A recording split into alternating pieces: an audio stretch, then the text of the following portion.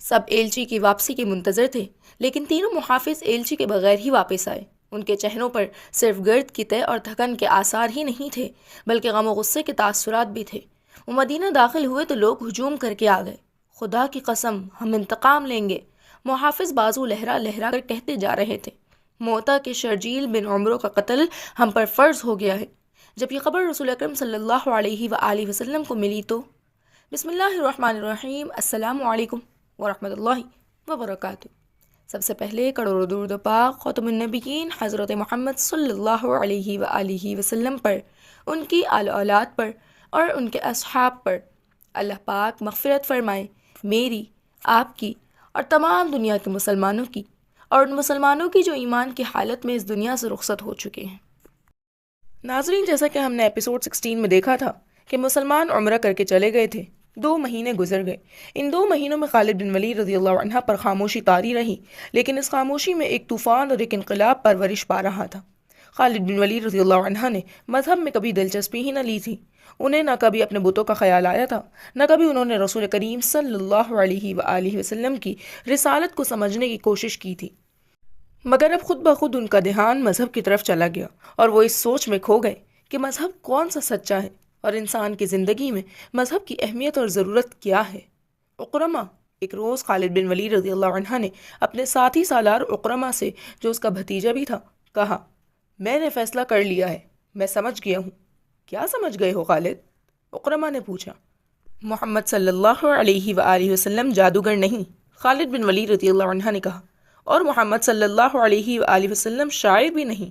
میں نے محمد صلی اللہ علیہ وآلہ وسلم کو اپنا دشمن سمجھنا چھوڑ دیا ہے، اور میں نے محمد صلی اللہ علیہ وآلہ وسلم کو خدا کا رسول صلی اللہ علیہ وآلہ وسلم تسلیم کر لیا ہے۔ حبل اور عزہ کی قسم، تم مذاق کر رہے ہو؟ اقرمہ نے کہا، کوئی نہیں مانے گا کہ ولید کا بیٹا اپنا مذہب چھوڑ رہا ہے۔ ولید کا بیٹا اپنا مذہب چھوڑ چکا ہے۔ خالد بن ولید رضی اللہ عنہ نے کہا، کیا تم بھول گئے ہو کہ محمد صلی اللہ علیہ وآلہ وسلم ہمارے کتنے آدمیوں کو قتل کروا چکا ہے؟ اقرمہ نے کہا، تم ان کے مذہب کو قبول کر رہے ہو جن کے خون کے ہم پیاسے ہیں۔ میں نے فیصلہ کر لیا ہے اقرمہ، خالد بن ولید رضی اللہ عنہ نے 2 ٹوک لہجے میں کہا، میں نے سوچ سمجھ کر فیصلہ کیا ہے۔ اسی شام ابو سفیان نے خالد بن ولید رضی اللہ عنہ کو اپنے ہاں بلایا۔ اقرمہ بھی وہاں موجود تھا۔ کیا تم بھی محمد صلی اللہ علیہ وآلہ وسلم کی باتوں میں آ گئے ہو؟ ابو سفیان نے ان سے پوچھا۔ تم نے ٹھیک سنا ہے ابو سفیان، خالد بن ولید رضی اللہ عنہ نے کہا، محمد صلی اللہ علیہ وآلہ وسلم کی باتیں ہی کچھ ایسی ہیں۔ مشہور محرخ واقدی نے لکھا ہے کہ ابو سفیان قبیلے کا سردار تھا۔ اس نے خالد بن ولید رضی اللہ عنہ کا فیصلہ بدلنے کے لیے اسے قتل کی دھمکی دی۔ خالد بن ولید رضی اللہ عنہ اس دھمکی پر مسکرا دیے، مگر اقرمہ برداشت نہ کر سکا، حالانکہ وہ خود خالد بن ولید رضی اللہ عنہ کے فیصلے کے خلاف تھا۔ ابو سفیان، اقرمہ نے اسے کہا، میں تمہیں اپنے قبیلے کا سردار مانتا ہوں، لیکن خالد بن ولید رضی اللہ عنہ کو جو تم نے دھمکی دی ہے وہ میں برداشت نہیں کر سکتا۔ تم خالد بن ولید رضی اللہ عنہ کو اپنا مذہب بدلنے سے روک نہیں سکتے۔ اگر تم خالد بن ولید رضی اللہ عنہ کے خلاف کوئی کارروائی کرو گے تو ہو سکتا ہے کہ میں بھی خالد کے ساتھ مدینے چلا جاؤں۔ اگلے ہی روز مکہ میں ہر کسی کی زبان پر یہ الفاظ تھے کہ خالد بن ولید رضی اللہ عنہ محمد صلی اللہ علیہ وآلہ وسلم کے پاس چلے گئے ہیں۔ خالد بن ولید رضی اللہ عنہ یادوں کے ریلے میں بہتے مدینے کو چلے جا رہے تھے۔ انہیں اپنا ماضی اس طرح یاد آ رہا تھا کہ جیسے کہ وہ گھوڑے پر سوار مدینے کو نہیں بلکہ پیادہ اپنے ماضی میں چلا جا رہا ہو۔ انہیں مدینہ کے اونچے مکانوں کی منڈیریں نظر آنے لگیں۔ خالد، انہیں کسی نے پکارا، لیکن انہیں گزرتے ہوئے وقت کی آواز سمجھ کر انہوں نے نظر انداز کر دیا۔ انہیں گھوڑوں کی ٹاپوں کی آواز سنائی دی، تب انہوں نے دیکھا، انہیں 2 گھوڑے اپنی طرف آتے ہوئے دکھائی دیے۔ وہ رک گئے، گھوڑے ان کے قریب آ کر رک گئے۔ ایک سوار ان کے قبیلے کا مشہور جنگجو عمرو بن العاص تھے، اور دوسرے عثمان بن طلحہ۔ ان دونوں نے بھی اسلام قبول نہیں کیا تھا۔ کیا تم دونوں مجھے مکہ واپس لے جانے کے لیے آئے ہو؟ خالد بن ولید رضی اللہ عنہ نے ان سے پوچھا۔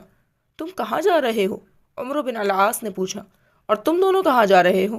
خالد بن ولید رضی اللہ عنہ نے پوچھا۔ خدا کی قسم، ہم تمہیں بتائیں گے تو تم خوش نہیں ہوگے، عثمان بن طلحہ رضی اللہ عنہ نے کہا۔ ہم مدینے جا رہے ہیں۔ بات پوری کرو عثمان، عمرو بن العاص نے کہا۔ خالد، ہم محمد صلی اللہ علیہ وآلہ وسلم کا مذہب قبول کرنے جا رہے ہیں۔ ہم نے محمد صلی اللہ علیہ وآلہ وسلم کو خدا کا سچا نبی مان لیا ہے۔ پھر ہم ایک ہی منزل کے مسافر ہیں، خالد بن ولید رضی اللہ عنہ نے کہا۔ آؤ اکٹھے چلیں۔ وہ 31 مئی 628 عیسوی کا دن تھا جب تاریخ اسلام کے دو عظیم جرنیل خالد بن ولید رضی اللہ عنہ اور عمرو بن العاص رضی اللہ عنہ مدینہ میں داخل ہوئے۔ ان کے ساتھ عثمان بن طلحہ رضی اللہ عنہ تھے۔ تینوں رسول کریم صلی اللہ علیہ وآلہ وسلم کے حضور پہنچے۔ سب سے پہلے خالد بن ولید رضی اللہ عنہ اندر گئے، ان کے پیچھے عمرو بن العاص اور عثمان بن طلحہ گئے۔ تینوں نے قبول اسلام کی خواہش ظاہر کی۔ رسول اللہ صلی اللہ علیہ وآلہ وسلم اٹھ کھڑے ہوئے اور تینوں کو باری باری گلے لگا لیا۔ مدینہ میں آ کر خالد بن ولید رضی اللہ عنہ نے اسلام قبول کیا تو ان کی ذات میں عظیم انقلاب آ گیا۔ 3 مہینے گزر گئے تھے۔ خالد بن ولید رضی اللہ عنہ زیادہ تر وقت رسول کریم صلی اللہ علیہ وآلہ وسلم کے حضور بیٹھے فیض حاصل کرتے رہتے تھے، مگر انہیں ابھی عسکری جوہر دکھانے کا موقع نہیں ملا تھا۔ وہ فن حرب و ضرب کے ماہر جنگجو تھے۔ ان کا حسب و نسب بھی عام عربوں سے اونچا تھا، لیکن انہوں نے ایسا دعویٰ نہ کیا کہ انہیں سالار کا رتبہ ملنا چاہیے۔ انہوں نے اپنے آپ کو سپاہی سمجھا اور اسی حیثیت میں خوش رہے۔ آج کے شام اور اردن کے علاقے میں اس زمانے میں قبیلہ غسان آباد تھا، جو اس علاقے میں دور تک پھیلا ہوا تھا۔ یہ قبیلہ طاقت کے لحاظ سے زبردست مانا جاتا تھا، کیونکہ جنگجو ہونے کے علاوہ اس کی تعداد بہت زیادہ تھی۔ اس قبیلے میں عیسائی بھی شامل تھے۔ اس وقت روما کا شہنشاہ ہرقل تھا، جس کی جنگ پسندی اور جنگی دہشت دور دور تک پہنچی ہوئی تھی۔ اسلام تیزی سے پھل پھول رہا تھا۔ قبیلہ قریش کے ہزارہ لوگ اسلام قبول کر چکے تھے۔ ان کے معنی منجے ہوئے سردار اور سالار بھی مدینہ جا کر رسول کریم صلی اللہ علیہ وآلہ وسلم کے دست مبارک پر بیعت کر چکے تھے اور مسلمان ایک جنگی طاقت بنتے جا رہے تھے۔ کئی ایک چھوٹے چھوٹے قبائل حلقہ بگوش اسلام ہو گئے تھے۔ مدینہ اطلاعیں پہنچ رہی تھی کہ قبیلہ غسان مسلمانوں کی بڑھتی ہوئی طاقت اور اسلام کی مقبولیت کو روکنے کے لیے مسلمانوں کو للکارنا چاہتا ہے اور جنگی تیاریوں میں مصروف ہے۔ یہ بھی سنا گیا کہ غسان کا سردار اعلیٰ روما کے بادشاہ ہرقل کے ساتھ دوستی کر کے اس کی جنگی طاقت بھی مسلمانوں کے خلاف استعمال کرنے کی کوشش کر رہا ہے۔ رسول کریم صلی اللہ علیہ وآلہ وسلم نے اپنا ایک ایلچی، جس کا نام تاریخ میں محفوظ نہیں، غسان کے سردار اعلیٰ کے ہاں اس پیغام کے ساتھ بھیجا کہ اللہ کے سوا کوئی معبود نہیں اور وہ واحد لا شریک لہ ہے، اور اسلام ایک مذہب ہے اور ایک دین ہے۔ باقی تمام عقیدے جو مختلف مذاہب کی صورت میں اختیار کیے گئے ہیں توہمات ہیں اور یہ انسانوں کے بنائے ہوئے ہیں۔ رسول اکرم صلی اللہ علیہ وآلہ وسلم نے غسان کے سردار اعلیٰ کو قبول اسلام کی دعوت دی۔ نبی اکرم صلی اللہ علیہ وآلہ وسلم نے یہ پیغام اس خیال سے بھیجا تھا کہ بیشتر اس کے قبیلہ غسان روما کے شہنشاہ ہرقل کی جنگی قوت سے مرعوب ہو کر عیسائیت کی آغوش میں چلا جائے، یہ قبیلہ اسلام قبول کر لے اور اسے اپنا اتحادی بنا کر ہرقل سے بچایا جائے۔ خدا کی قسم، اس سے بہتر فیصلہ کوئی اور نہیں ہو سکتا۔ خالد بن ولید رضی اللہ عنہ نے ایک محفل میں کہا، ہرقل نے فوج کشی کی تو یوں سمجھو کہ باطل کا طوفان آ گیا جو سب کو اڑا لے جائے گا۔ غسان کی خیریت اسی میں ہے کہ رسول اللہ صلی اللہ علیہ وآلہ وسلم کی دعوت کو قبول کر لے۔ کسی اور نے کہا، نہیں کرے گا تو ہمیشہ کے لیے ہرقل کا غلام ہو جائے گا۔ ایک اور نے کہا، اس وقت ہرقل قبیلہ غسان کے علاقے میں داخل ہو چکا تھا۔ اس کے ساتھ جو فوج تھی اس کی تعداد 1,00,000 تھی۔ غسان کے سردار اعلیٰ کو اطلاع مل چکی تھی، مگر وہ پریشان نہیں تھا۔ وہ ہرقل کے ساتھ دوستی کا ہاتھ بڑھانے کا فیصلہ کر چکا تھا۔ نبی کریم صلی اللہ علیہ وآلہ وسلم کا ایلچی بصرہ کو جا رہا تھا۔ غسان کا دارالحکومت بصرہ تھا۔ ایلچی کے ساتھ ایک اونٹ پر لدے ہوئے زیادہ راہ کے علاوہ 3 محافظ بھی تھے۔ بڑی لمبی مسافت کے بعد ایلچی موتا پہنچا اور اس نے ذرا سستانے کے لیے اپنا مختصر سا قافلہ روک لیا۔ قریب ہی قبیلہ غسان کی ایک بستی تھی۔ اس کے سردار کو اطلاع ملی کہ 4 اجنبی بستی قریب پڑاؤ کیے ہوئے ہیں۔ سردار نے، جس کا نام شرجیل بن عمرو تھا، مدینہ کے ایلچی کو اپنے ہاں بلایا اور پوچھا کہ وہ کون ہے اور کہاں جا رہا ہے۔ میں مدینہ کا ایلچی ہوں اور بصرہ جا رہا ہوں۔ ایلچی نے جواب دیا، میں اللہ کے رسول صلی اللہ علیہ وآلہ وسلم کا پیغام تمہارے سردار اعلیٰ کے لیے لے جا رہا ہوں۔ کیا تم قبیلہ قریش کے محمد صلی اللہ علیہ وسلم کی بات کر رہے ہو؟ شرجیل بن عمرو نے طنزیہ لہجے میں پوچھا۔ پیغام کیا ہے؟ پیغام یہ ہے کہ اسلام قبول کر لو، ایلچی نے کہا، اور باطل کے عقیدے ترک کر دو۔ کیا تم یہ سمجھتے ہو کہ میں اپنے سردار اعلیٰ کی اور اپنے مذہب کی توہین برداشت کر لوں گا؟ شرجیل بن عمرو نے کہا، اگر تم زندہ رہنا چاہتے ہو تو یہیں سے واپس مدینہ چلے جاؤ۔ میں بصرہ کے راستے سے نہیں ہٹ سکتا، ایلچی نے کہا۔ یہ رسول اللہ صلی اللہ علیہ وآلہ وسلم کا حکم ہے، جس کی تعمیل میں فخر سے اپنی جان دے دوں گا، اور میں بڑے فخر سے تمہاری جان لوں گا، شرجیل بن عمرو نے کہا اور اپنے آدمیوں کو اشارہ کیا۔ ایلچی کے 3 محافظ باہر بیٹھے تھے۔ اندر سے 3 آدمی نکلے۔ وہ کسی کی خون آلود لاش گھسیٹتے ہوئے باہر لا رہے تھے۔ محافظوں نے دیکھا کہ لاش کی گردن کٹی ہوئی تھی۔ انہوں نے پہچان لیا، یہ ان کے ایلچی کی لاش تھی۔ شرجیل بن عمرو باہر آیا۔ تم اس کے ساتھی تھے؟ شرجیل نے محافظوں سے کہا، مجھے یقین ہے کہ اس کے بغیر تم بصرہ نہیں جاؤ گے۔ نہیں، ایک محافظ نے جواب دیا، پیغام اس کے پاس تھا۔ جاؤ، مدینے کو لوٹ جاؤ، شرجیل نے کہا، اور محمد صلی اللہ علیہ وآلہ وسلم سے کہنا کہ ہم اپنے قبیلے اور اپنے عقیدے کی توہین برداشت نہیں کیا کرتے۔ اگر یہ شخص بصرہ پہنچ جاتا تو وہاں قتل ہو جاتا۔ خدا کی قسم، ایک محافظ نے کہا، ہم اپنے مہمان کے ساتھ یہ سلوک نہیں کیا کرتے۔ میں تمہیں مہمان سمجھ کر تمہاری جان بخشی کر رہا ہوں، شرجیل نے کہا، اور مجھے یہ نہ کہنا کہ میں تمہیں اس کی لاش دے دوں۔ مدینہ کی تمام تر آبادی کو معلوم ہو چکا تھا کہ رسول اللہ صلی اللہ علیہ وآلہ وسلم کا ایلچی دعوت اسلام لے کر بصرہ گیا ہوا ہے۔ سب ایلچی کی واپسی کے منتظر تھے، لیکن تینوں محافظ ایلچی کے بغیر واپس آئے۔ ان کے چہروں پر صرف گرد کی تہ اور تکن کے آثار ہی نہ تھے، غم و غصے کے تاثرات بھی تھے۔ وہ مدینہ داخل ہوئے تو لوگ ہجوم کر کے آ گئے۔ خدا کی قسم، ہم انتقام لیں گے، محافظ بازو لہرا لہرا کر کہتے جا رہے تھے۔ موتا کے شرجیل بن عمرو کا قتل ہم پر فرض ہو گیا ہے۔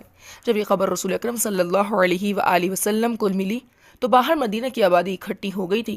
عربوں کے رواج کے مطابق قتل کی سزا قتل تھی۔ باہر لوگ انتقام انتقام کے نعرے لگا رہے تھے۔ اس دور میں بھی آج کل کی طرح ایک دوسرے کے ایلچیوں کو، جن کی حیثیت سفیروں جیسی ہوتی تھی، دشمن بھی تحفظ دیتا تھا۔ کسی کے ایلچی کو قتل کرنے کا مطلب اعلان جنگ سمجھا جاتا تھا۔ اہل مدینہ، رسول کریم صلی اللہ علیہ وآلہ وسلم نے باہر آ کر مدینے والوں کے بھپرے ہوئے ہجوم سے فرمایا، میں نے انہیں لڑائی کے لیے نہیں للکارا تھا، میں نے انہیں سچا دین قبول کرنے کو کہا تھا۔ اگر وہ لڑنا چاہتے ہیں تو ہم لڑیں گے، ہم انتقام لیں گے، مسلمان کمزور نہیں۔ ہجوم نعرے لگا رہا تھا، مسلمان کا خون اتنا ارزاں نہیں، ہم اللہ اور رسول صلی اللہ علیہ وآلہ وسلم کے ناموس پر مر مٹیں گے۔ رسول کریم صلی اللہ علیہ وآلہ وسلم کے حکم سے اسی روز مجاہدین اسلام کی فوج تیار ہو گئی، جس کی تعداد 3000 تھی۔ رسول کریم صلی اللہ علیہ وآلہ وسلم نے سپہ سالاری کے فرائض زید بن حارثہ رضی اللہ عنہ کو سونپے۔ اگر زید رضی اللہ عنہ شہید ہو جائیں تو سپہ سالار جعفر بن ابی طالب رضی اللہ عنہ ہوں گے۔ نبی اکرم صلی اللہ علیہ وآلہ وسلم نے فرمایا، جعفر رضی اللہ عنہ بھی شہید ہو جائیں تو سپہ سالار عبداللہ بن رواحہ رضی اللہ عنہ ہوگا۔ اگر عبداللہ بن رواحہ رضی اللہ عنہ کو بھی اللہ شہادت عطا کر دے تو فوج اپنا سپہ سالار خود چن لے۔ مورخ ابن سعد اور مغازی لکھتے ہیں کہ رسول کریم صلی اللہ علیہ وآلہ وسلم نے یہ 3 سپہ سالار درجہ بدرجہ مقرر کر کے مجاہدین کو دعاؤں کے ساتھ رخصت کیا۔ آپ صلی اللہ علیہ وآلہ وسلم نے سپہ سالار زید بن حارثہ رضی اللہ عنہ سے فرمایا کہ موتا پہنچ کر سب سے پہلے شرجیل بن عمرو کو، جو ہمارے ایلچی کا قاتل ہیں، قتل کیا جائے۔ پھر موتا اور اس کے ارد گرد کے لوگوں کو کہا جائے کہ وہ اسلام قبول کر لیں۔ انہیں بتایا جائے کہ اسلام کیا ہے، اگر وہ قبول کر لیں تو ان پر ہاتھ نہ اٹھایا جائے۔ مجاہدین کی اس فوج میں خالد بن ولید رضی اللہ عنہ محض سپاہی تھے، کسی دستے یا جیش کے کماندار بھی نہیں تھے۔ روما کے شہنشاہ ہرقل کی فوج آج کے اردن میں کسی جگہ خیمہ زن تھی۔ یہ قبیلہ غسان کا علاقہ تھا۔ فوج کی تعداد مورخین کے مطابق 1,00,000 تھی۔ یہ فوج اس علاقے کی بستیوں پر چھا چکی تھی۔ کھڑی فصل گھوڑے اور اونٹ کھا رہے تھے۔ لوگوں کے گھروں سے اناج اور کھجوروں کے ذخیرے فوج نے اٹھا لیے تھے، اور جوان اور خوبصورت عورتیں فوج کے سرداروں اور کمانداروں کے خیمے میں تھیں۔ ہرقل کا خیمہ قناتوں اور شامیانوں کا محل تھا۔ قبیلہ غسان کا سردار اعلیٰ ہرقل کے سامنے بیٹھا تھا۔ اسے ہرقل کی فوج کشی کی اطلاع ملی تھی تو وہ بے شک قیمت تحائف اور اپنے قبیلے کی بڑی حسین 10-12 لڑکیاں اپنے ساتھ لے کر ہرقل کے استقبال کو چلا گیا تھا۔ اور تم نے بتایا ہے کہ مدینے سے محمد صلی اللہ علیہ وسلم نے تمہیں پیغام بھیجا تھا کہ تمہارا قبیلہ اس کا مذہب قبول کر لے؟ ہرقل نے کہا، میں نے یہ بھی بتایا ہے کہ میرے ایک سردار شرجیل بن عمرو نے مدینے کے ایلچی کو مجھ تک نہیں پہنچنے دیا۔ غسان کے سردار اعلیٰ نے کہا، اسے موتا میں قتل کر دیا تھا۔ کیا مدینے والوں میں اتنی طاقت اور جرت ہے کہ وہ اپنے ایلچی کے قتل کا انتقام لینے آئے؟ ہرقل نے پوچھا۔ ان کی طاقت کم ہے اور جرت زیادہ ہے، سردار اعلیٰ نے کہا۔ ان لوگوں پر محمد صلی اللہ علیہ وآلہ وسلم کا جادو سوار ہے۔ پہل مجھے ان کے متعلق اطلاعیں ملی تو میں نے انہیں کوئی اہمیت نہ دی، مگر انہوں نے ہر میدان میں فتح پائی ہے اور ہر میدان میں ان کی تعداد بہت تھوڑی تھی۔ میں نے سنا ہے کہ محمد صلی اللہ علیہ وسلم اور اس کے سالاروں کی جنگی چالوں کے سامنے کوئی ٹھہر نہیں سکتا۔ اس نے مجھے اپنے مذہب کا جو پیغام بھیجا تھا اس سے پتہ چلتا ہے کہ وہ اپنے آپ کو بہت طاقتور سمجھنے لگا ہے۔ تم کیا چاہتے ہو؟ ہرقل نے شراب کا پیالہ لیتے ہوئے پوچھا۔ بات صاف کہہ دوں تو میرے لیے بھی اچھا ہے، آپ کے لیے بھی، سردار اعلیٰ نے کہا۔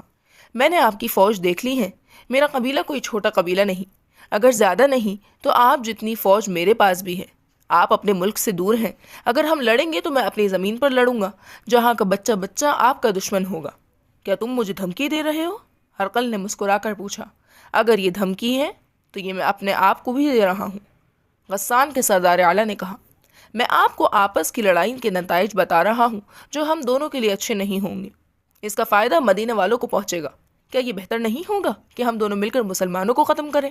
میں فتح کی صورت میں آپ سے کچھ نہیں مانگوں گا، مفتوحہ علاقہ آپ کا ہوگا، میں اپنے علاقے میں واپس آ جاؤں گا۔ ہم آپس میں لڑ کر اپنی طاقت ضائع نہ کریں، پہلے ایک ایسی طاقت کو ختم کریں جو مدینے میں ہم دونوں کے خلاف تیار ہو رہی۔ میں تمہاری تجویز کو قبول کرتا ہوں، شہنشاہ ہرقل نے کہا۔ پھر اپنی فوج کو حکم دے دیں کہ غسان کی بستیوں میں لوٹ مار بند کریں۔ دے دوں گا، ہرقل نے کہا۔ ہمیں مدینے والوں کے انتظار میں نہیں رہنا چاہیے، ہم مدینے کی طرف بڑھیں گے۔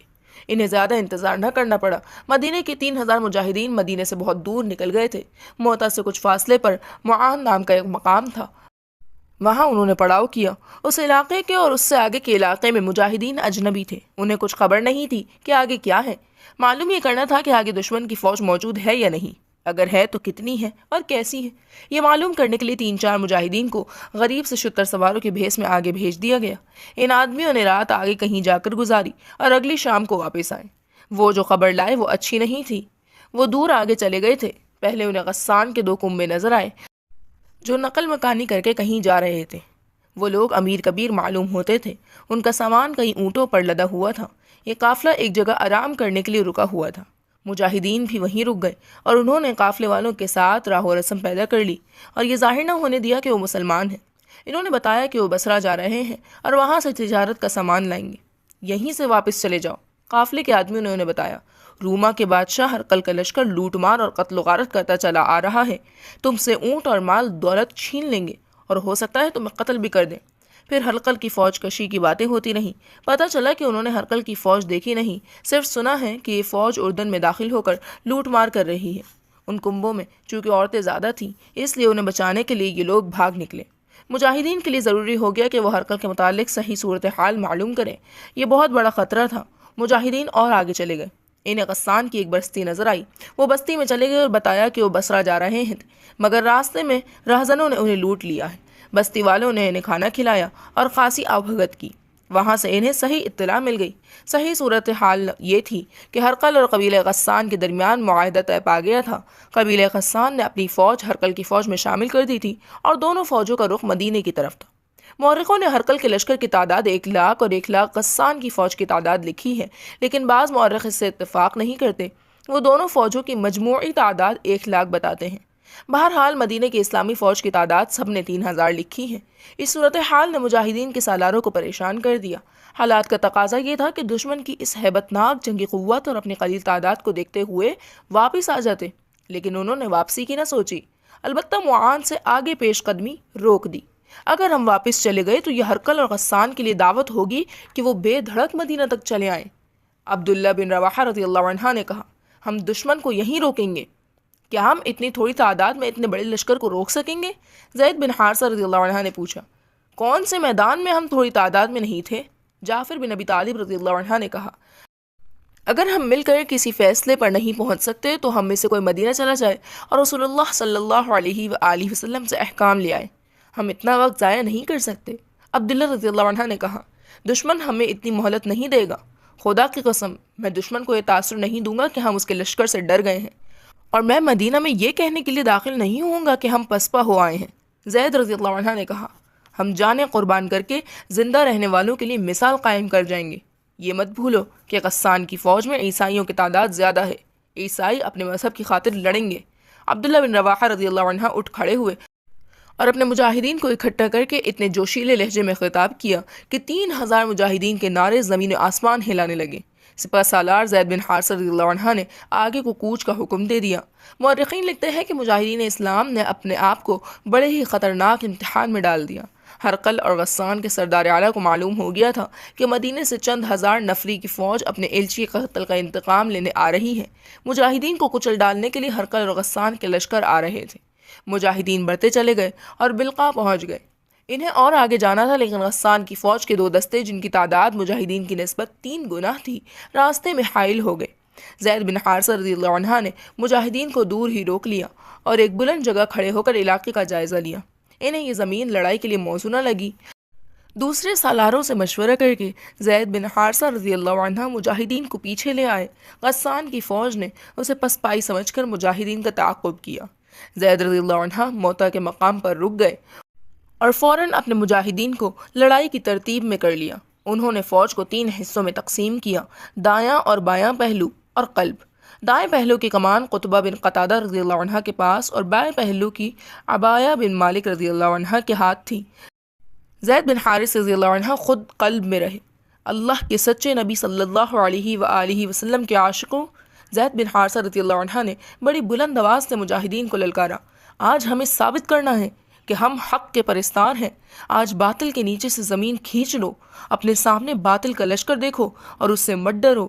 یہ لڑائی طاقت کی نہیں، یہ جرت، جذبے اور دماغ کی جنگ ہے۔ میں تمہارا سپہ سالار بھی ہوں اور علمبردار بھی۔ دشمن کا لشکر اتنا زیادہ ہے کہ تم اس میں کم گم ہو جاؤ گے، لیکن اپنے ہوش گم نہ ہونے دینا۔ ہم اکٹھے لڑیں گے اور اکٹھے مریں گے۔ زید رضی اللہ عنہ نے علم اٹھا لیا۔ دشمن کی طرف سے تیروں کی پہلی بوچھاڑ آئی۔